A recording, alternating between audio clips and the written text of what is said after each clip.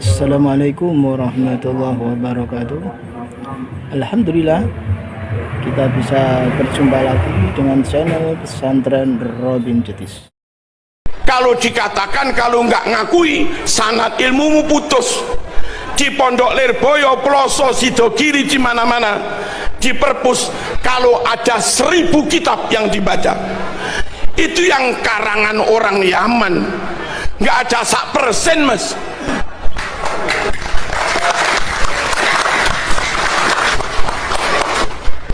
Ummahatul kutub fit tafsir, mulai dari yang kecil Jalalain, Jamal, Sawi, Lauk Ngaleh, Al-Munir, Maroh Labid, agak gede lagi Tabari, Qurtubi, Tafsirul Kabir, Lirrazi, dan yang lain-lain. Itu semua non Yaman, non Yaman, Kutubul Hadis, Bukhari, Muslim, Imam Ahmad, Turmudi, Abu Dawud, Ibnu Majah, Hakim, Ibnu Hibban, Ibnu Majah, Ibnu Abi Dunya, Ad-Dailami. Itu orang mana itu? Bukan Yaman, non Yaman. Non Balawi. Nahwu, Jurumiyah, Tuhfah, Imriti, Mutamimah, Kawakibuduriyah, Alfiyah, Ausatul Masalik, Mughni. Terus apa lagi? Ibnu Hisam, Jami'ud Durus, Alkitab karangan Imam Sibawayh, ditambah Al-Khalil Al-Farahidi, semuanya non Ibnu Malik As-Spanyoli, Al-Andalusi, berarti tafsir Qurtubi, Cordoba, As-Spanyoli, mas. Ngaji teko ulama Spanyol ini sah, mas.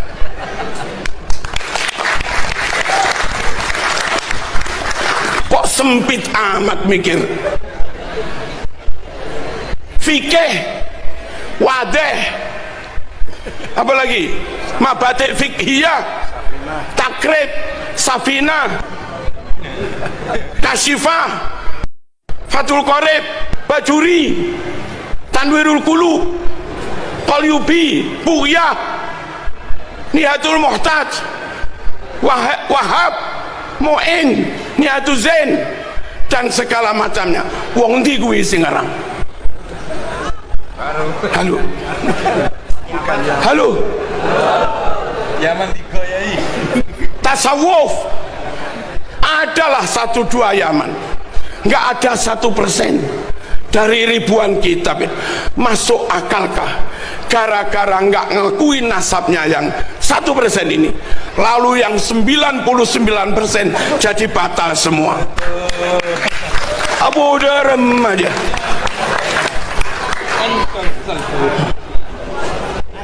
Paham lagi? Bukan masalah rungkat, mas. Lalu tentang nasab orang Mojokerto itu sulit melacak apakah saya keturunan Hayam Wuruk, sulit. Padahal jeda waktunya masih ini 1446 tahun. Lalu begitu mudahnya aneh keturunan Rasulullah. Sing 700 tahun angel, mas. Apa mana sing 1400 tahun, kecuali mau dibuktikan. Itulah. Dibuktikan secara genetik, oke. Lalu ada kakak yang berbeda. Kakak terbit tahun 400 Hijriah. Halo, Ahmad bin Isa tercatat anaknya 3. Kakak terbit tahun 900, tercatat Ahmad bin Isa anaknya 4. Kalau ada 2 kakak beda, kakak lawas dan kakak baru, yang asli yang mana? Yang lawas lah. Kok aneh sampai.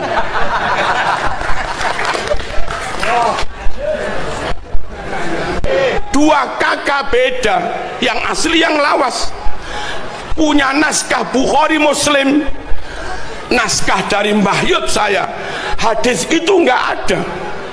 Lalu ada terbit naskah Bukhari baru, tahu-tahu ada tambahan hadis itu. Yang benar yang mana? Yang lawas. Quran kita dari dulu nggak ada surat Al-Pasrpani. Tahu-tahu terbit Quran baru ada tambahan surat Suratul Pasrpan. Yang asli yang mana? Yang lawas. Dan haram Anda berpikir barangkali itu ada yang nggak tercatat. Ngawur aja.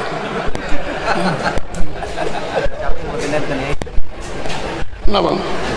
Lihat sekarang itu mungkin nggak tercatat, ada kemungkinan apa? Ada yang bilang tes DNA nggak bisa jadi bukti syar'i untuk mengisbat nasab. Saya jawab, kalau ada bukti tes DNA saja, you tetap nggak percaya, apalagi tanpa bukti.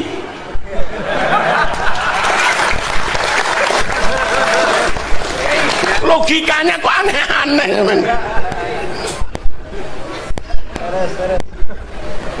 Basul Masail NU di Solo memutuskan hasil tes DNA memang tidak bisa untuk membuktikan, mengisbatkan nasab seseorang, tapi bisa untuk membatalkan nasab.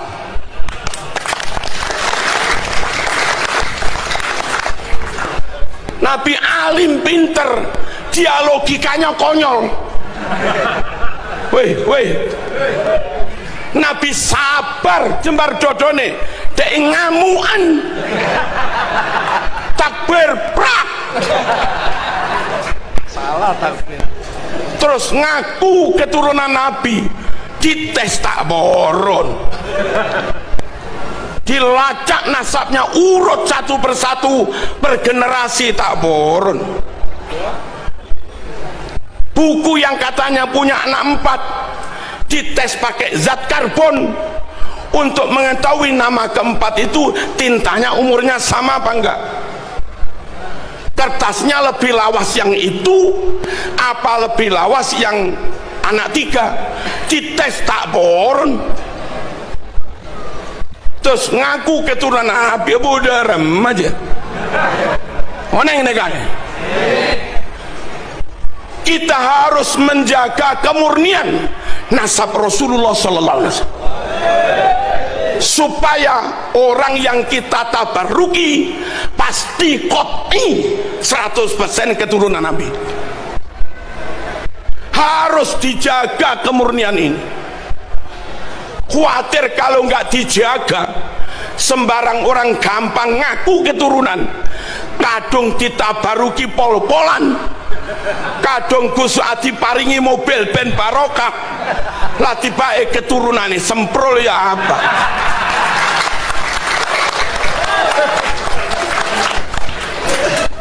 Verifikasi itu penting, validasi penting, pelacakan penting, baik pelacakan genealogi ataupun pelacakan naskah penting. Untuk apa? Untuk memastikan fulan qot'i keturunan Nabi.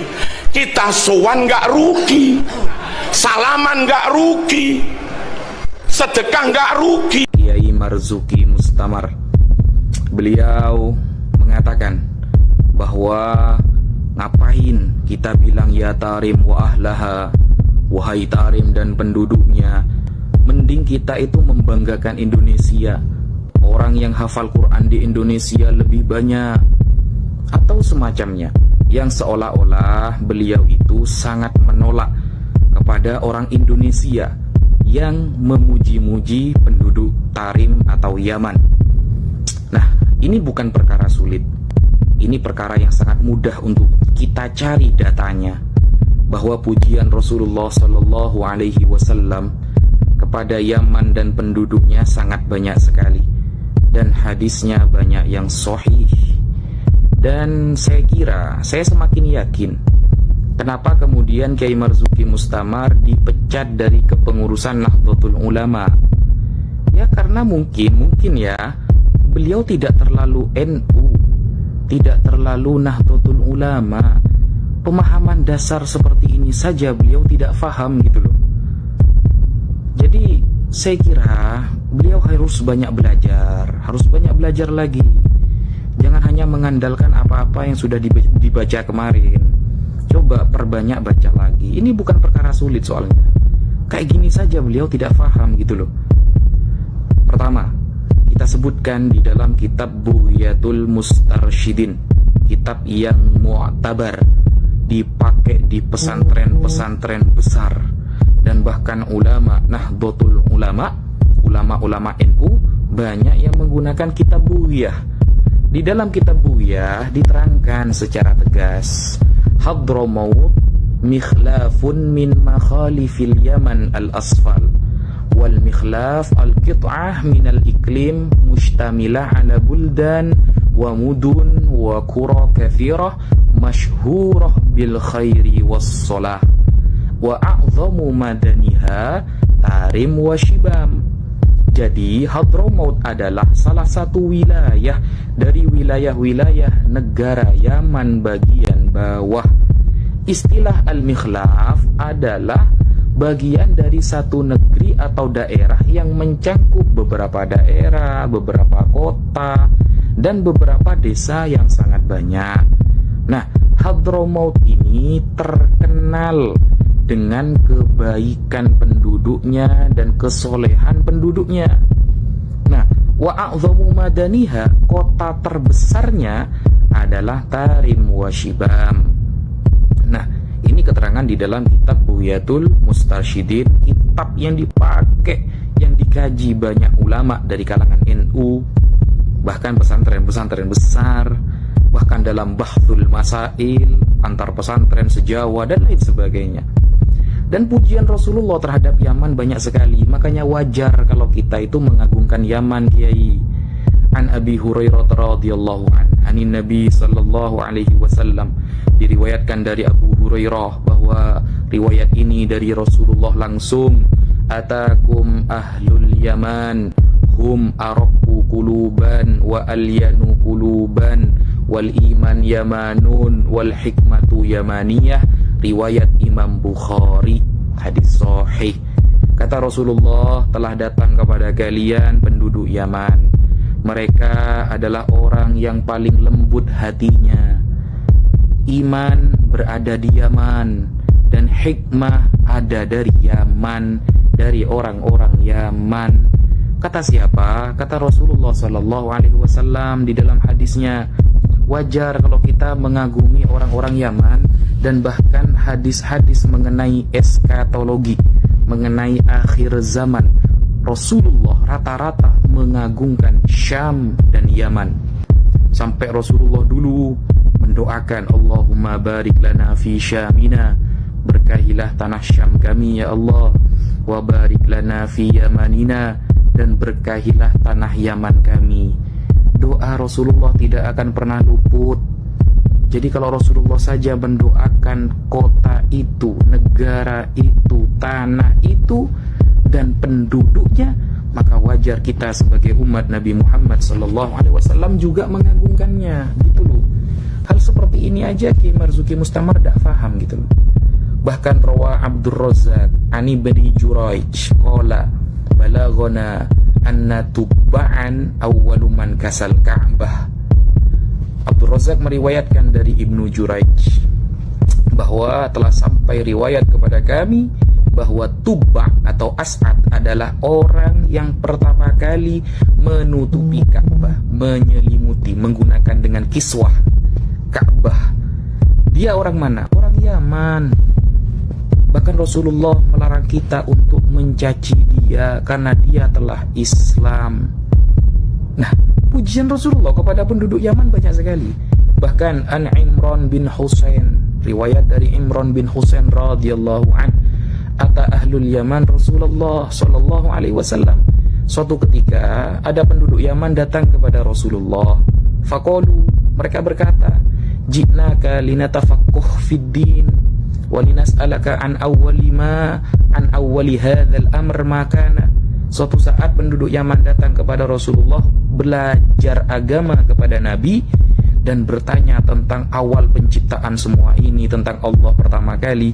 Maka Rasulullah mengatakan, kan Allah wa lam yakun syai'un qablahu.